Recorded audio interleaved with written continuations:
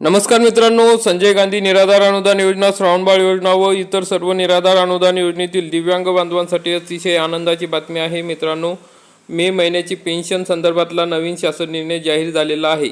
मित्रांनो, एप्रिल महिन्याचे पैसे अनेक लाभार्थ्यांना मिळालेले नाही, तर मग आता एप्रिल आणि मे महिन्याची पेन्शन हे सोबत मिळणार का आणि हे पेन्शन खात्यावर कधी जमा होणार, त्या संदर्भात आपण सविस्तरपणे माहिती बघणार आहोत।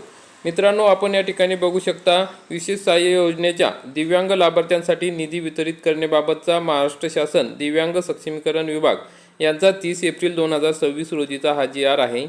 या GR नुसार आता 1 एप्रिल 2026 पासून दिव्यांग सक्षमीकरण विभागाकडून दिव्यांग लाभार्थ्यांचे कामकाज हाताळण्यात येत आहे।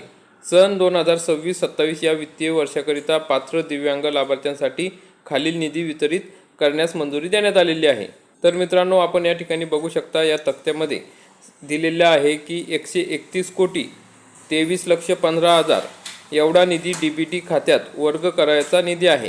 श्रावणबाळ योजनेतील लाभार्थ्यांसाठी जे श्रावणबाळ सेवा दिव्यांग राज्य निवृत्तीवेतन योजने अंतर्गत येतात, त्यांच्यासाठी 12,54,07,000 एवढा निधी हा मंजूर करण्यात आलेला आहे।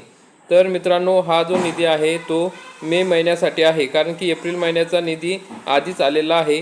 यामध्ये आता वाढीव रक्कम आलेली आहे। आपल्याला माहिती आहे की मागच्या वेळेस 126 कोटी हा संजय गांधी दिव्यांग निराधार अनुदान योजनेसाठी मंजूर करण्यात आलेला होता। आता त्यामध्ये वाढ होऊन आणखी 5 कोटी एक्स्ट्रा देण्यात आलेले आहे।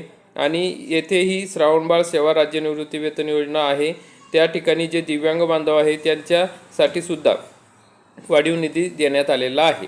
म्हणजे यावेळेस त्यामध्ये दिव्यांग बांधवांची संख्या वाढलेली आहे आणि ज्या दिव्यांग बांधवांना आधी पैसे मिळत नव्हते त्यांना सुद्धा या ठिकाणी वाढीव रक्कम, मागची रक्कम सुद्धा देण्यात आलेली आहे, त्यांना मिळणार आहे। मित्रांनो, एप्रिल महिन्याची पेन्शन मिळालेली नाही, तर त्याबाबत सोमवारनंतर मोठा निर्णय होणार आहे, कारण की या ठिकाणी दिव्यांग बांधवांसाठी बच्चूभाऊ कडू यांची बैठक माननीय उपमुख्यमंत्री एकनाथरावजी शिंदे यांच्यासोबत झालेली आहे।